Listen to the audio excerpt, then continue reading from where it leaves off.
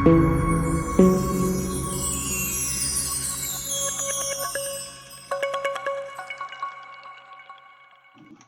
दोस्तों, मैं रोहित और आज हम बात करने वाले हैं होम इंश्योरेंस के बारे में।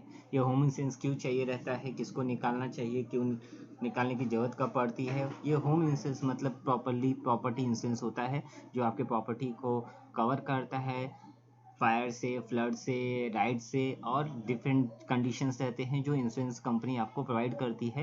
यदि उसके अंडर कुछ डैमेज होता है तो कंपनी आपको इंश्योरेंस के अमाउंट पे करेगी। यदि आप बात करें ये क्यों चाहिए, तो यहाँ पे मैं जो एग्जांपल ले रहा हूँ, मेरा खुद का एग्जांपल ले रहा हूँ। रिसेंटली जो मैंने प्रॉब्लम फेस किया है वो बात कर रहे हैं। ये नीडेड क्यों रहता है, ये फाइनल लोन का जो डिसबर्समेंट रहता है, जो मेरे का साथ में हुआ जब फाइनल लोन डिसबर्समेंट था, उस समय उन्होंने बोला कि भैया आपको इंश्योरेंस सर्टिफिकेट देना पड़ेगा। यदि मैं बात करूँ तो ये स्पेशली प्रॉब्लम होता है नेशनलाइज बैंक को। मेरे केस में ये प्रॉब्लम हुआ था एसबीआई के थ्रू। एसबीआई के थ्रू मेरा होम लोन चालू था, जिसका मेरा फाइनल डिसबर्समेंट था। यदि आपने मेरा प्रीवियस वीडियो देखा रहेगा तो आपको पता रहेगा कि मेरा होम लोन एसबीआई से चल रहा था, और ये एसबीआई से चलता हुआ लोन का जो फाइनल डिसबर्समेंट था उसके टाइम पे उन्होंने मुझसे इंश्योरेंस का डिमांड किया। तो मैं बात करूँ तो इंश्योरेंस निकालने के लिए आपके पास दो ऑप्शन होते हैं। ये ऑफलाइन मोड से आप बैंक के अंदर ही बैंक का एजेंट रहता है जो आपको इंश्योरेंस निकाल के दे देगा, दूसरा ऑनलाइन है। तो ये वीडियो में हम दोनों बात करेंगे कि ऑफलाइन मोड से कैसे निकालते हैं या ऑनलाइन मोड से कैसे निकालते हैं।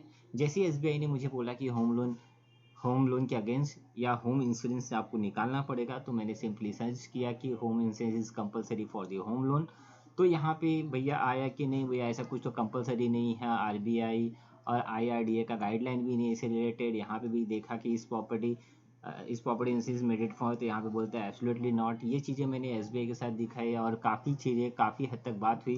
तो उन्होंने मुझे सिंपली एक डॉक्यूमेंट दिखाया, जो उनका ये डॉक्यूमेंट होता है। इस डॉक्यूमेंट पे ऑलरेडी लिखा है कि भैया जो आपका कंस्ट्रक्टेड हाउस है जिसको बैंक फिनेंस कर रहे हैं, वो सिक्योर्ड होना चाहिए, इंश्योर्ड होना चाहिए, वो भी against fire, rides, earthquake, lightning, flood etcetera. तो यहाँ पे इनडायरेक्टली हमने ऑलरेडी एसबीआई से लोन लिया हुआ था, प्रोसेसिंग फीस भर चुके हैं, नोटिस ऑफ इंडिविजुअल भर चुके हैं, बहुत सारे पैसे भर चुके हैं। तो मेरे पास दूसरा कोई ऑप्शन नहीं था कि मैं बैंक चेंज कर सकूं। तो मेरे पास एक ही ऑप्शन था कि भैया मैं आराम से इंश्योरेंस ले लूं, और इंश्योरेंस लिए बिना मेरा लोन सेंक्शन या डिसबर्स नहीं होने वाला था। जो फाइनल डिसबर्समेंट चालू था वो लेना ही पड़ेगा।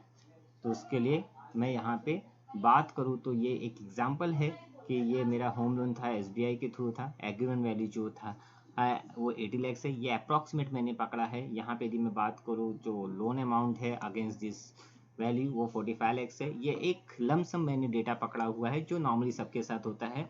तो यहाँ पे यदि मैं इसकी बात करूँ तो इस चीज़ के लिए मैंने उनसे बात किया, तो उन्होंने ये 45 लाख और 80 लाख के बीच का रिलेशन समझाया। वो एजेंट जो एसबीआई के थे उन्होंने बताया कि भैया तुम्हारे पास दो ऑप्शन है, आप 45 लाख के अगेंस्ट भी ले सकते हैं लोन इंश्योरेंस, या 80 लाख के भी अगेंस्ट ले सकते हैं। तो मैंने बोला कि भैया तुम्हारा मिनिमम रिक्वायरमेंट क्या है। तो उन्होंने बोला भैया जो हमने लोन अमाउंट आपको दिया है वो तो मुझे चाहिए, आप यदि आपको सिक्योरिटी के लिए निकालना चाहते हो तो 80 लाख के लिए निकाले। तो मैंने बोला नहीं भैया, मुझे लोन के लिए ही चाहिए। तो 45 लाख के लिए मेरा जो लोन ईयर है वो 20 ईयर्स सर था। तो इसके बारे में मैंने उन्होंने पूछा, तो बोला भैया 20 ईयर्स क्यों लेने का, क्योंकि 20 ईयर्स मेरा लोन है, बट मैं 20 ईयर्स से जल्दी भी तो पे कर सकता हूँ। तो उन्होंने बोला कि ये जो आपका 45 लैक्स है उसके लिए आपको मिनिमम 10 ईयर्स का तो लेना ही पड़ेगा। तो इनडायरेक्टली ऐसा बोल सकते हैं कि जो मेरा होम वैल्यू है वो 80 लैक्स का है, लोन अमाउंट 45 का है, लोन ईयर 20 था। लेकिन उनका जो मिनिमम बेसिक रिक्वायरमेंट था कि भैया जो लोन अमाउंट है उसका और मिनिमम 10 ईयर्स के लिए आपको लोन लेना पड़ेगा। मैंने बोला ठीक है। तो अब मेरा एजेंट से बात हुआ, उन्होंने इस कंडीशन के लिए 45 लैक्स का और 10 ईयर्स के लिए जो मुझे मेरा 10 ईयर्स का ये जो इंश्योरेंस का कॉस्ट बोला था वो अराउंड 18,000 रुपीज़ था। तो मेरे दिमाग में आया कि क्यों नहीं ये मैं ऑनलाइन चेक करूँ। तो ऑनलाइन चेक करने के लिए सिंपली मैं वेबसाइट पे गया। चलिए हम आप चलते हैं वेबसाइट पे और देखते हैं कि क्या कर सकते थे। तो मैंने यहाँ पे वेबसाइट पे गया। वेबसाइट पे जाने के बाद सिंपली मैंने लिखा होम इंश्योरेंस ऑनलाइन। यहाँ पे बहुत सारे ऑप्शन आते हैं, मैंने सिंपली सिलेक्ट किया पॉलिसी बाजार, क्योंकि यहाँ पे सब चीज़ें एक ही जगह पे मिल जाती हैं। मैं पहले ही बता दूँ कि ये कोई वीडियो स्पॉन्सर्स नहीं है।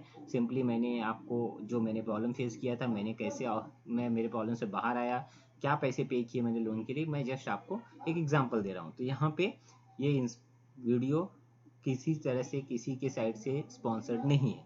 तो यहाँ पे मैंने यहाँ पे बेसिक रिक्वायरमेंट, आपको अपना नाम डालना है, मोबाइल नंबर डालना है, कंटिन्यू करना है। जैसे कंटिन्यू करते हैं आपकी लोकेलिटी पूछती है, मैंने यहाँ पे सिलेक्ट कर लिया मुंबई।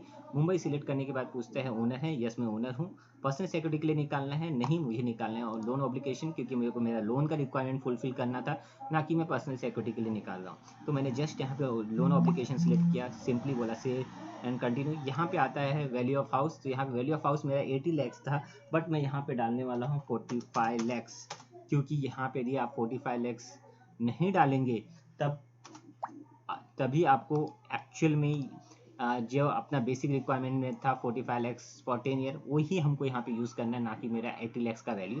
क्योंकि मैं 80 लैक्स पे निकालता हूँ तो मेरा प्रीमियम बहुत बढ़ जाएगा। जो प्रीमियम 45 लैक्स के अगेंस्ट एसबीआई ने मुझे दिया था 18,000, वो 50,000 तक भी जा सकता है। इसलिए मैंने यहाँ पे क्या किया, मेरा जो बेसिक रिक्वायरमेंट था लोन अमाउंट मैंने वो डाल दिया, मेरा जो कारपेट एरिया है सपोज दैट 500 मैंने वो डाल दिया, और यहाँ से सिंपली कंटिन्यू करना है। कंटिन्यू करने के बाद मुझे यहाँ पे 2 ही ऑप्शन आ रहा है, क्योंकि यहाँ पे 20 ईयर्स के लिए है, मैंने इसको सिंपली सिलेक्ट करके 10 ईयर्स कर दिया। 10 ईयर्स करते ही मेरे ऑप्शन बढ़ जाते हैं। यहाँ पे एसबीआई जनरल का है, जो वहाँ के एजेंट ने मुझे 18,000 अप्रॉक्सीमेट दिया था, वो यहाँ पे 11,887 दिखा रहा है। मैंने बोला मेरा सिर्फ लोन का रिक्वायरमेंट फुलफिल करना है, बैंक का रिक्वायरमेंट फुलफिल करना है, तो मैंने जस्ट लोएस्ट वाला ही सिलेक्ट कर लिया, चोला एमएस का। और मैंने बोला कि भैया मेरे लिए 17 फीचर्स इंक्लूडेड है, 6 एड-ऑन्स थे। मैंने यहाँ पे क्या loss of rent, rent of exchange, ये कुछ नहीं था, मैं जस्ट रिक्वायरमेंट फुलफिल करने का था। मैंने यहाँ पे यस बोला, जस्ट आई हैव सेड की प्रोसीड किया। क्योंकि मेरा सिर्फ लोन रिक्वायरमेंट था इसलिए मैंने लास्ट ऑप्शन सिलेक्ट किया। लास्ट ऑप्शन सिलेक्ट करने की वजह से पहला loss of rent and rent for alternation, ये चीज़ें मुझे नहीं चाहिए थी, इसलिए मैंने इसे सिलेक्ट नहीं किया।